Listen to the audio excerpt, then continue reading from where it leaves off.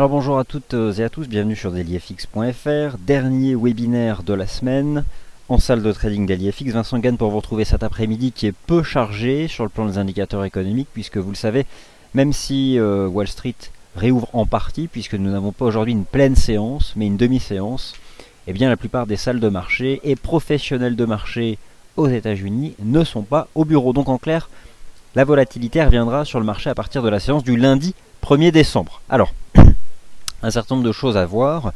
Je pense qu'on vous a suffisamment parlé de l'initiative sur l'or de la Banque nationale suisse avec un référendum qui a lieu dimanche prochain. Vous avez encore sur notre site un article qui met en perspective les conséquences que cela pourrait avoir sur la tendance du franc, donc l'euro CHF, finalement toutes les paires en CHF, donc l'USD CHF, donc l'euro dollar, le GBP CHF, donc l'euro GBP, bref, du fait du jeu des corrélations, beaucoup de paires de devises pourraient être impactées sur ce que je pense qui sera au fond probablement un non-événement dès lors que le non, je pense, sera gagnant. Après, il ne faut présager de rien.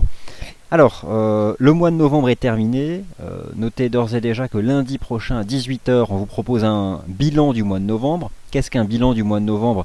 Il présente tout simplement les performances des différentes classes d'actifs sur un mois, étudier les performances passées en vue d'anticiper, et en s'appuyant sur l'analyse technique, ce que pourraient être les performances de ces mêmes actifs au mois de décembre. Alors, un avant-goût d'ailleurs des informations qui sont importantes à retenir. Vous avez sous les yeux la performance des devises.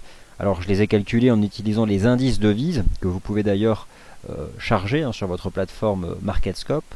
Il s'agit donc de la performance mensuelle des indices devises entre donc la première séance du mois de novembre et le cours de clôture qui sera le cours de clôture de ce soir, sauf que j'ai utilisé le cours un instant T, le cours de maintenant. Il y aura probablement peu de modifications. Première surprise tout d'abord, vous êtes dans le faux si vous pensez que l'euro a baissé en novembre. L'euro a monté au mois de novembre, et donc l'euro est une monnaie haussière au mois de novembre. En effet, l'euro index gagne 1,50% au mois de novembre, car rappelez-vous que derrière l'euro, se trouve la paire euro-dollar, mais aussi l'euro GBP, l'euro yen ou encore l'euro CHF. Euro et dollar d'ailleurs partagent des performances similaires au mois de novembre, ce qui s'explique par ce range sur l'euro-dollar. Le fait d'avoir un euro et un dollar américain qui dévoilent les mêmes performances relatives au mois de novembre, cela se traduit par la création d'un range sur la paire euro-dollar au-dessus des 23,50. Sans surprise, et en accord avec les fondamentaux de marché, le yen japonais est la monnaie la plus pénalisée du mois de novembre, abandonnant presque 5% et tendant vers ses plus bas de l'année 2007.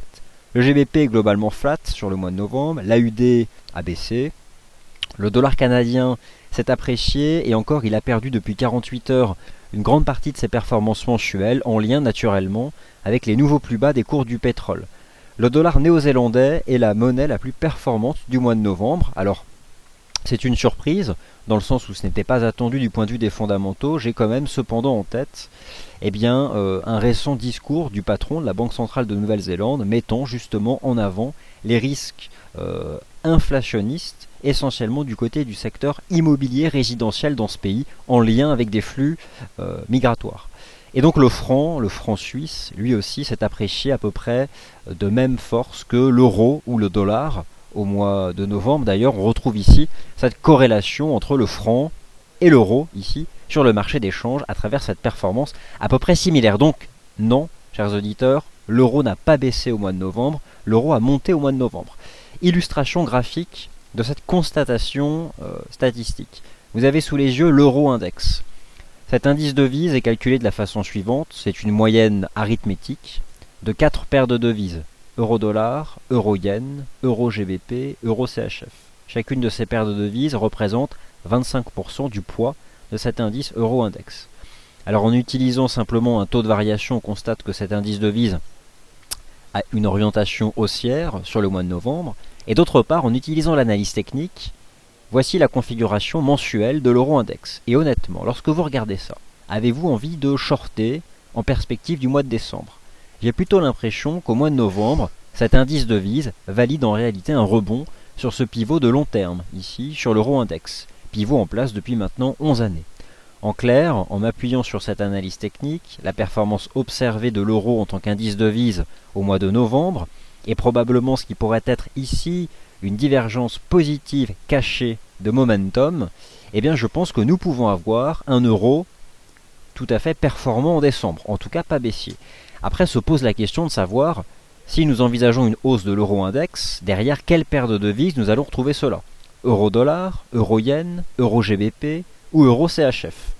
Eh bien vous avez donc là un avant-goût de ce que sera le webinaire de lundi prochain, webinaire prévu lundi prochain à 18 h, sur un bilan du mois de novembre et sur les prévisions du mois de décembre. Et donc ce n'est pas aujourd'hui que je vais vous livrer ce que j'anticipe au mois de décembre, et je donnerai beaucoup plus de détails sur le webinaire de lundi prochain à 18 h. Autant vous dire que nous allons balayer tous les marchés.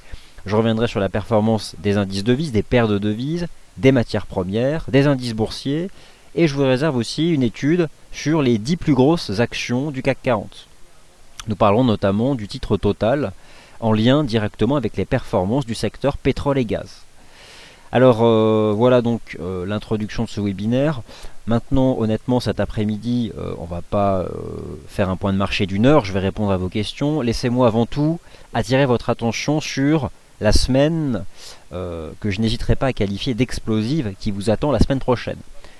Nous nous attendons, première semaine du mois de décembre, à une explosion de la volatilité réalisée sur le marché. Ce que vous avez sous les yeux, c'est l'agenda économique de la première semaine du mois de décembre. En réalité, il intègre aussi le dimanche 30 novembre.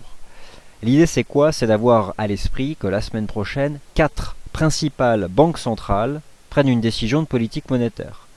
La Banque centrale de Nouvelle-Zélande, mardi, la Banque centrale du Canada, mercredi, la Banque d'Angleterre, la Banque centrale européenne, jeudi prochain, et enfin, donc, vendredi prochain, le fameux et traditionnel d'ailleurs rapport sur l'emploi aux États-Unis, le rapport NFP. L'agenda économique est donc chargé la semaine prochaine, et forcément les paires en dollars australiens, en dollars canadiens, encore en livres sterling, forcément l'euro-dollar, de nombreux indices boursiers seront donc influencés par cet agenda économique chargé. Après, c'est assez classique d'observer que la première semaine du mois est importante. J'essaierai aussi la semaine prochaine de revenir sur la réalité statistique du rallye de fin d'année.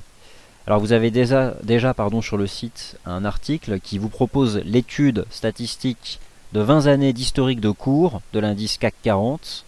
L'idée étant d'étudier la performance des mois de décembre décomposés en 4 semaines de trading depuis 1994.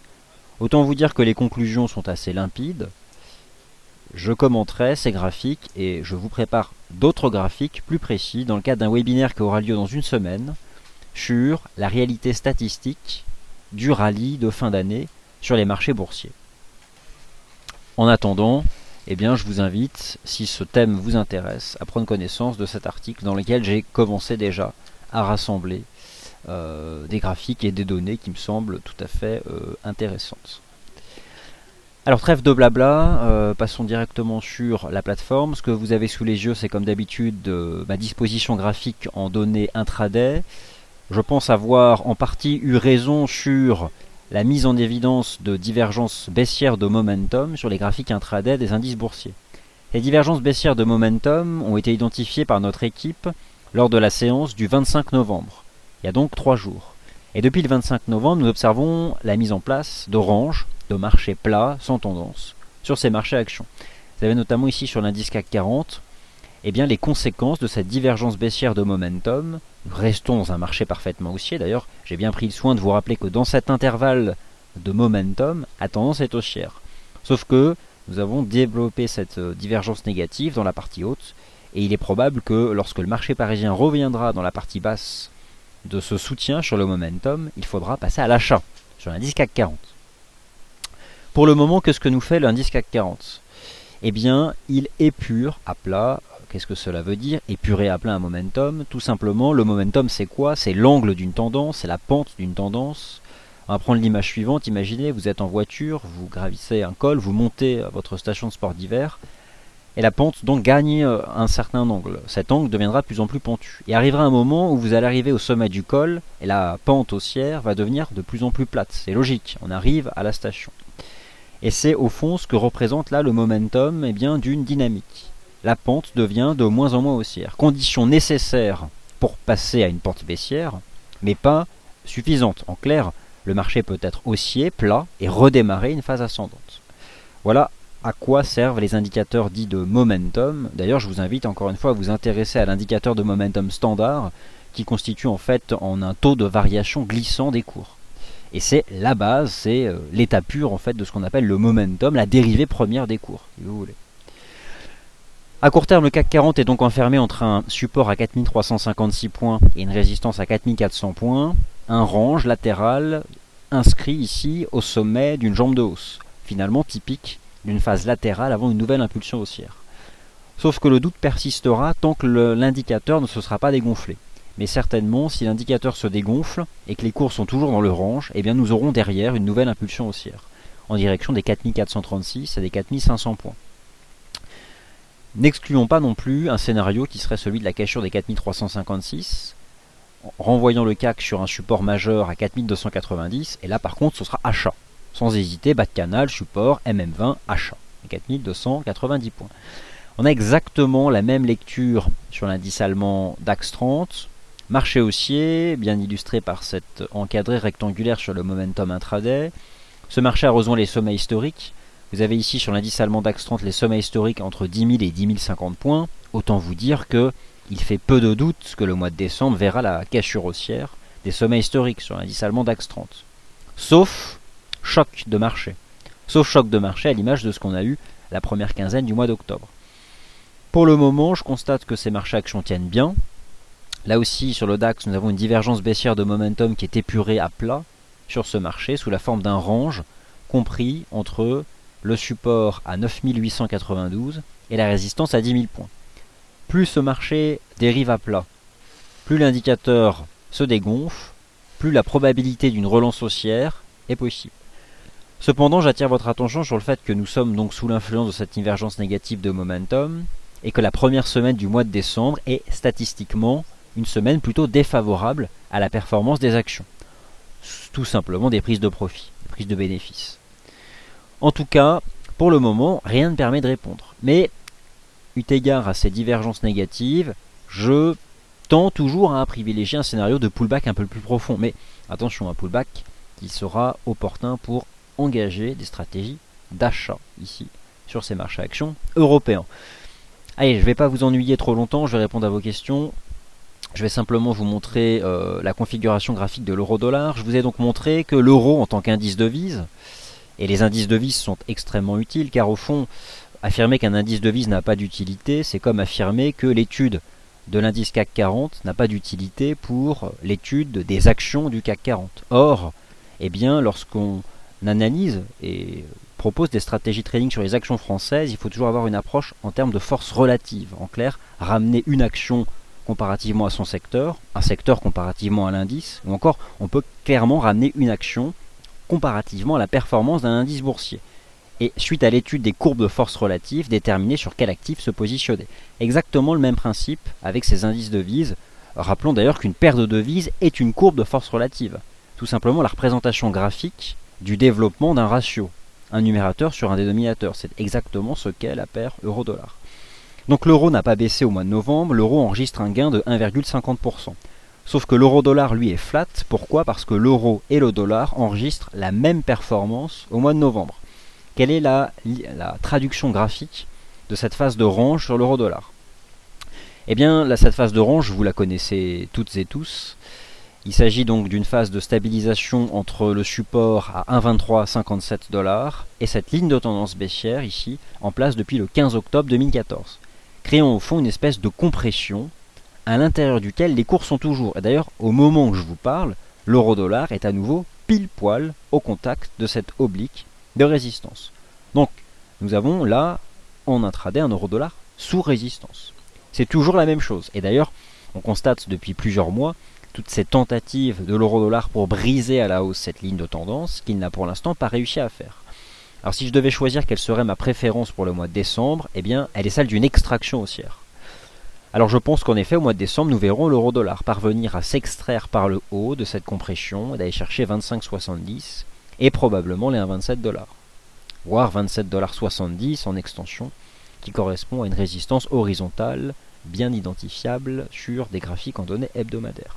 Aujourd'hui, n'attendez rien de l'euro-dollar, étant donné que nous avons aujourd'hui une séance à moitié pleine aux États-Unis et une clôture inhabituelle des différents marchés boursiers.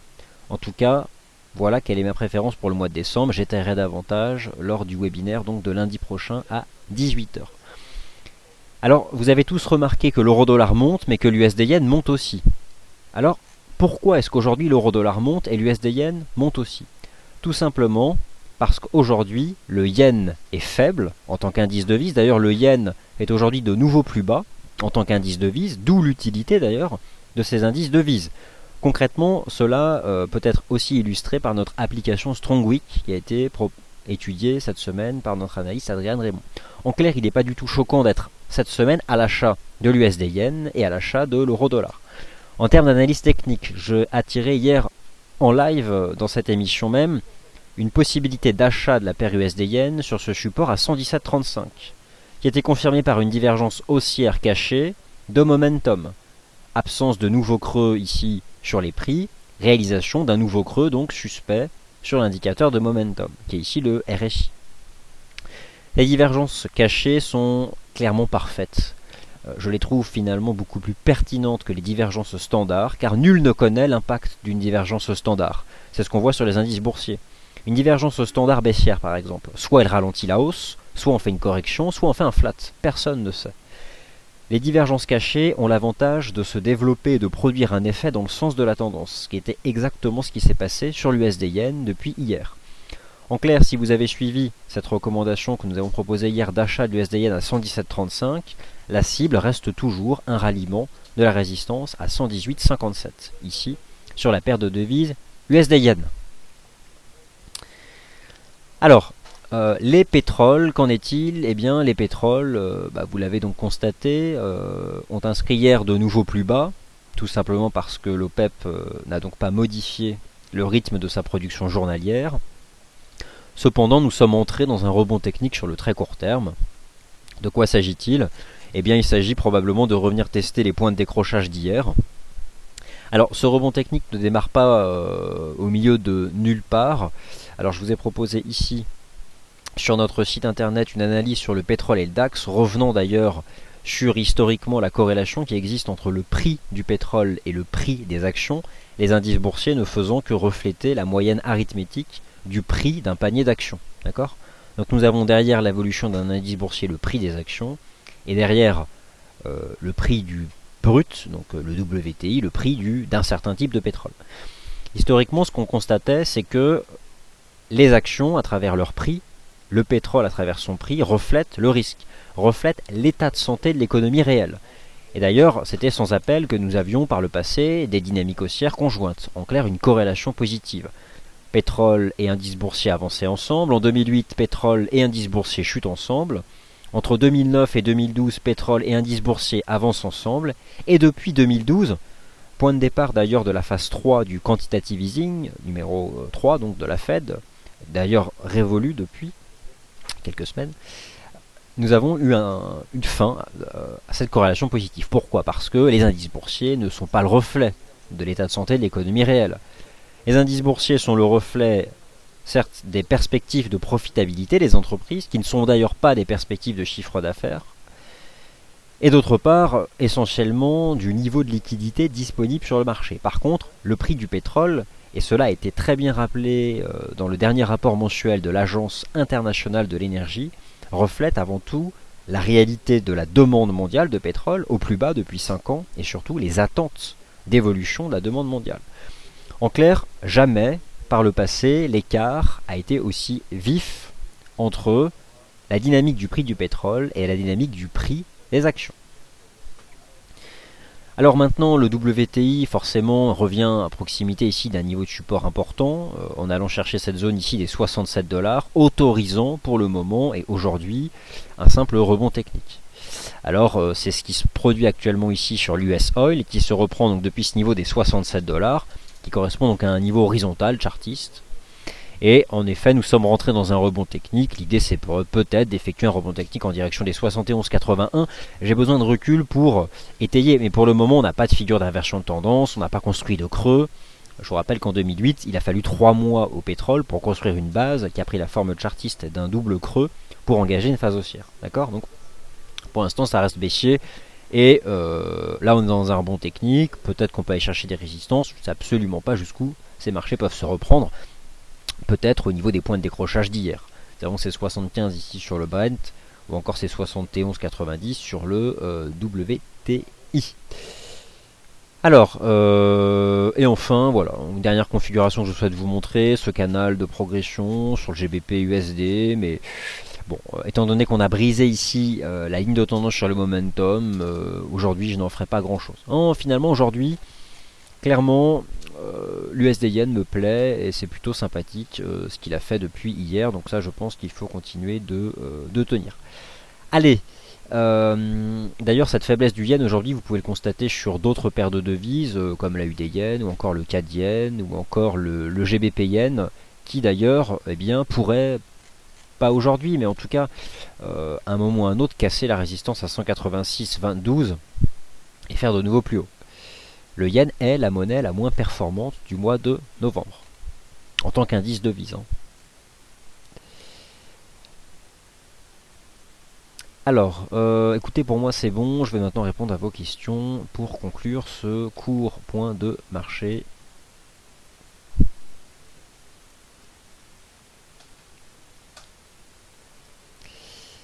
Alors, bonjour Olivier. Alors, je n'ai pas encore calculé la performance mensuelle de la paire euro-dollar au mois de novembre. Elle doit être légèrement négative puisque au mois de novembre, euro et dollar ont à peu de choses près la même performance. L'un gagne 1,50%, l'autre gagne 1,70%. Donc, vous avez raison Olivier, la performance de l'euro-dollar doit être légèrement négative au mois de novembre. Alors à quoi sert l'euro-index? À déterminer le positionnement général des investisseurs vis-à-vis de l'euro. 90% des traders traitent l'euro-dollar. Eh bien, je pense que vous sous-estimez la part de l'euro-yen.